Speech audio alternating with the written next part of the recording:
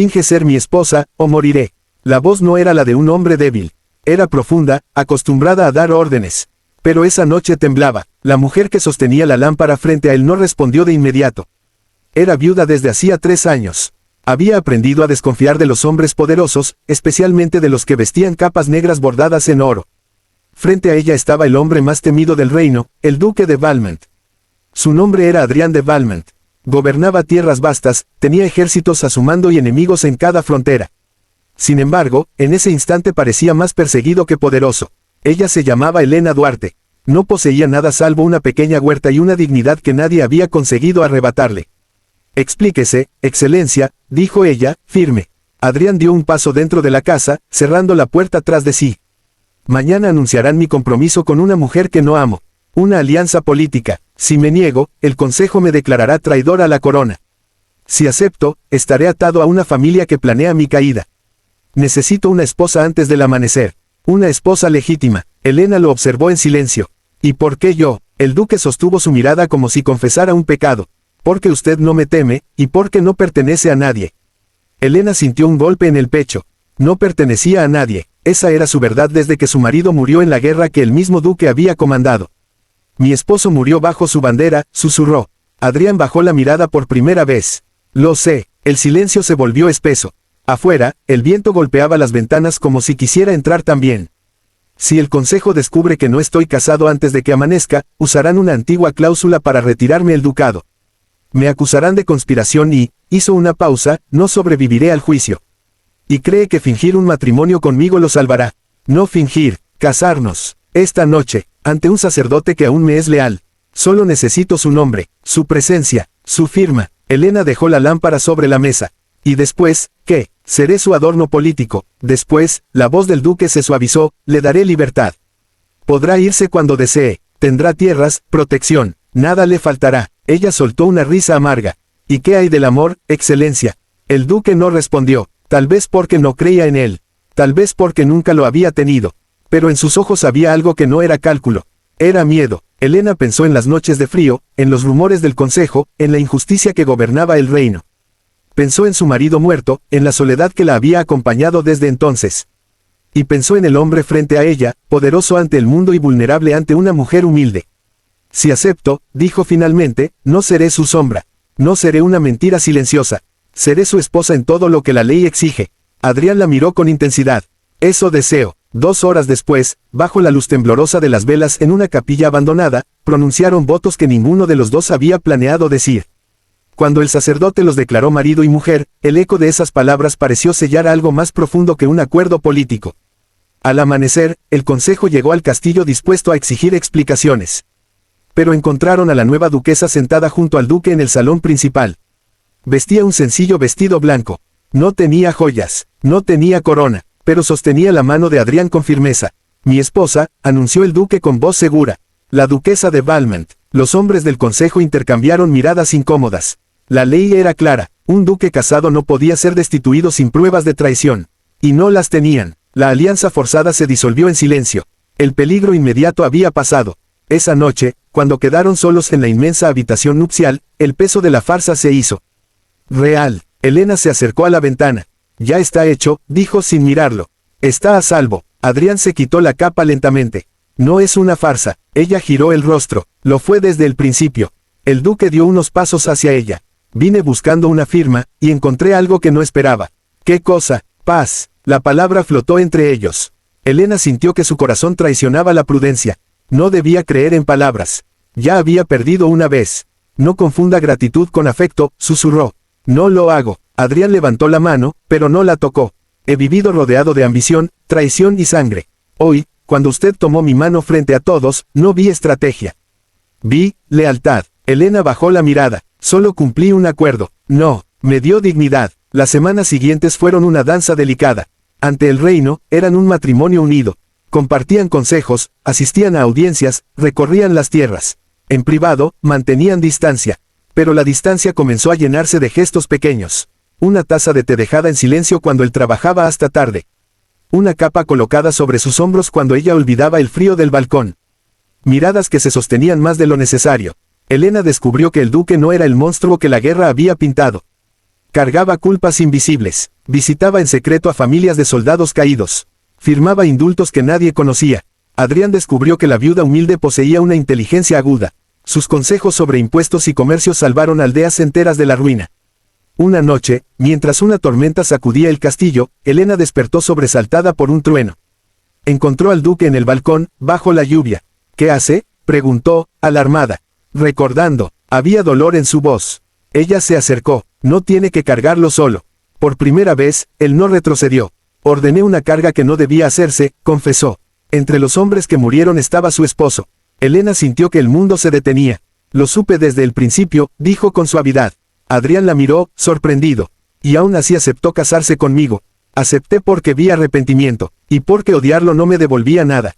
El silencio que siguió no fue tenso. Fue íntimo. No quiero que esto sea una obligación, murmuró él. Entonces no lo sea. El trueno iluminó sus rostros. La lluvia los envolvía como un secreto. Adrián tomó su mano con cuidado, como si temiera que desapareciera. Helena, quédate. No por el ducado, no por la ley. Ella sostuvo su mirada, viendo ya no al duque poderoso, sino al hombre que había suplicado en su puerta. Me quedaré, respondió, pero no por lástima. El viento rugió más fuerte, pero dentro de ese balcón nació algo que no tenía que ver con estrategias ni supervivencia. Lo que comenzó como un acuerdo desesperado se transformó en una complicidad profunda. Con el tiempo, el reino dejó de susurrar sobre un matrimonio improvisado. Comenzaron a hablar de un duque más justo, de una duquesa que caminaba entre el pueblo sin escolta, y en las noches silenciosas, cuando las luces del castillo se apagaban, ya no había distancia entre ellos.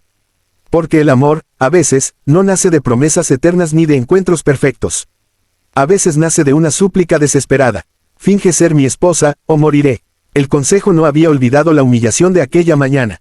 Tampoco la familia que pretendía unir su sangre a la del duque. La casa de los Armán, poderosa y orgullosa, comenzó a sembrar rumores en cada rincón del reino, que la nueva duquesa era una campesina sin linaje, que el matrimonio había sido precipitado, que la boda no había sido legítima. Helena escuchó los murmullos por primera vez en el mercado del pueblo. Dicen que el duque la tomó por compasión, susurró una mujer. O por conveniencia, respondió otra. Helena continuó caminando, la cesta apoyada en el brazo, el rostro sereno. Había aprendido desde niña que la dignidad no necesitaba defensa verbal. Cuando regresó al castillo, encontró a Adrián discutiendo con su consejero principal. No pueden exigir pruebas adicionales, decía el duque con voz firme. La ceremonia fue válida. Excelencia, la familia Armán presiona para una revisión oficial. Alegan irregularidades. Helena entró en la sala sin anunciarse. Que revisen lo que deseen, dijo con calma. No encontrarán mentira. Ambos hombres la miraron. Encontrarán algo mejor, continuó. Un matrimonio que funciona. El consejero, sorprendido por su seguridad, inclinó la cabeza y se retiró. Cuando quedaron solos, Adrián se acercó a ella. No debería exponerse a ese tipo de comentarios. Estoy acostumbrada, respondió. No como duquesa. Helena dejó la cesta sobre la mesa. Ser duquesa no cambia quién soy. Solo cambia el escenario. Adrián la observó en silencio. Había en ella una fuerza tranquila que lo desarmaba más que cualquier acusación pública. Esa noche, durante la cena oficial con representantes de varias casas nobles, la tensión era evidente. Los Armán enviaron a su hija menor, Isadora, una joven de belleza impecable y sonrisa calculada. Excelencia, dijo Isadora inclinándose ante el duque. Me alegra verlo, bien acompañado. Sus ojos se posaron en Helena con una dulzura artificial. Duquesa, Helena sostuvo la mirada sin titubear. Señorita Armán. Durante la cena, Isadora relató con sutileza recuerdos compartidos con Adrián de antiguos bailes y cacerías. Cada anécdota parecía diseñada para demostrar cercanía. Helena escuchó en silencio, sin intervenir. Pero cuando uno de los nobles comentó, es una pena que ciertas alianzas prometedoras no se concretaran.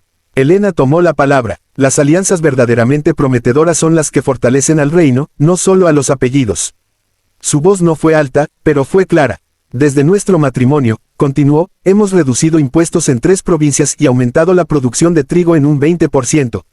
Si eso no es promesa cumplida, no sé qué lo sea. El silencio cayó sobre la mesa. Adrián la miró con un orgullo que no intentó ocultar. Isadora sonrió, pero sus dedos apretaron con fuerza la copa. Cuando la cena terminó y los invitados se retiraron, Adrián alcanzó a Helena en el corredor. Estuvo magnífica. Ella lo miró de reojo. No estaba compitiendo, lo sé. Se detuvo frente a ella. Pero yo sí. ¿Contra quién? Contra la idea de que pude haber elegido diferente. Helena sintió que el corazón le latía más rápido. Y perdió. Adrián negó suavemente. Nunca he estado tan seguro de una decisión. El invierno cayó con dureza inesperada. Una tormenta de nieve bloqueó caminos y aisló aldeas enteras. El castillo se convirtió en centro de coordinación para distribuir alimentos. Elena insistió en participar activamente. No es tarea para usted, objetó un guardia. Entonces deje de llamarme duquesa y llámeme Elena, respondió ella mientras cargaba sacos de harina. Adrián la encontró en los establos organizando carros. Podría ordenar todo desde el salón, le dijo. Podría, contestó, pero las órdenes no calientan manos congeladas. El duque se arremangó sin decir más y comenzó a ayudar. Trabajaron lado a lado durante horas, cubiertos de nieve y esfuerzo. En una de las aldeas más afectadas, encontraron a una niña enferma.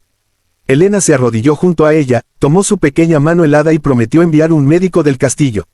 Adrián observó la escena con algo que se parecía al asombro. Más tarde, mientras regresaban en el carruaje bajo la nevada persistente, el duque habló. Cuando vine a su puerta aquella noche, creí que solo estaba salvando mi vida. Elena lo miró. Ahora entiendo que estaba salvando algo más, continuó él. Este ducado necesitaba su corazón. Más que mi espada. Ella sonrió levemente. Y usted necesitaba algo más que supervivencia. El carruaje se detuvo de golpe. Uno de los ejes se había atascado en el hielo. Los guardias bajaron para revisar, pero la ventisca empeoraba. Debemos esperar, anunció uno de ellos. Elena sintió un escalofrío que no era solo frío. Adrián la cubrió con su capa y la acercó a él dentro del carruaje estrecho. El espacio reducido eliminaba cualquier distancia restante. Tiene frío, murmuró. Un poco. Él tomó sus manos entre las suyas, frotándolas para dar calor. El gesto era práctico, pero la cercanía despertaba algo distinto. Elena levantó la vista y encontró sus ojos. Ya no había cálculo, ni gratitud, ni obligación. Había deseo contenido y una ternura que ambos habían evitado nombrar. El viento golpeaba el carruaje como aquella noche en la cabaña, pero ahora no había miedo. Elena, susurró él. Ella no respondió con palabras. Fue ella quien acortó la distancia. El primer beso no fue urgente ni impetuoso. Fue lento, como si ambos quisieran asegurarse de que no era un error, de que no era parte de la farsa inicial. Cuando se separaron, sus frentes permanecieron juntas. Esto ya no es un acuerdo, dijo Adrián con voz baja. No, respondió ella, nunca lo fue del todo.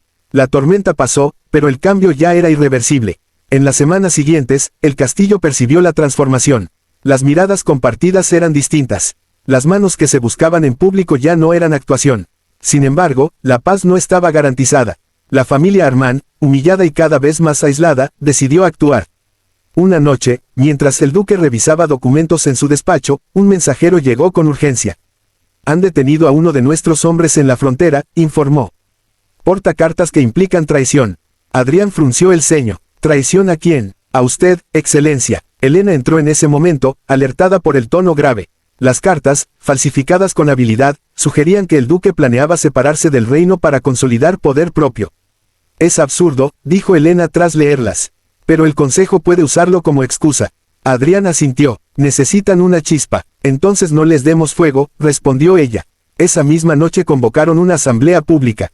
En lugar de defenderse con enojo, Adrián habló con transparencia sobre sus reformas, sus planes y su compromiso con la corona. Pero fue Elena quien selló la confianza del pueblo. Mi esposo, dijo ante la multitud, pudo haber elegido poder sin testigos. Eligió, en cambio, un matrimonio que lo obligara a rendir cuentas cada día. Yo lo conozco cuando no hay corona ni espada. Y les aseguro que su lealtad no es fingida. El murmullo se transformó en aplauso. El consejo quedó sin terreno firme. Días después, se descubrió que las cartas provenían de un aliado de los Armand. La conspiración fue expuesta y la familia perdió gran parte de su influencia. La amenaza externa se disipó, pero dejó una lección clara: el poder atrae sombras. Una noche tranquila, meses después, Elena caminaba por los jardines cubiertos de escarcha cuando Adrián la alcanzó. He recibido una invitación de la capital, dijo. El rey desea conocernos oficialmente como matrimonio. Ella lo miró con una mezcla de emoción y cautela. ¿Es una oportunidad o una prueba? Ambas. El viaje sería largo y lleno de miradas inquisitivas. Pero esta vez no había miedo en ella. Entonces iremos juntos, respondió. Adrián tomó su mano. Siempre juntos. Mientras regresaban al castillo, Elena recordó aquella primera noche, la súplica desesperada, el acuerdo sellado bajo presión. Sonrió ante la ironía. Había aceptado fingir para salvar a un hombre. Y sin darse cuenta, había encontrado un amor que no necesitaba máscaras. El viento volvió a soplar entre las torres de Valmont, pero ya no era un presagio de peligro. Era solo el sonido de una historia que seguía creciendo, más fuerte que cualquier intriga, más profunda que cualquier alianza política.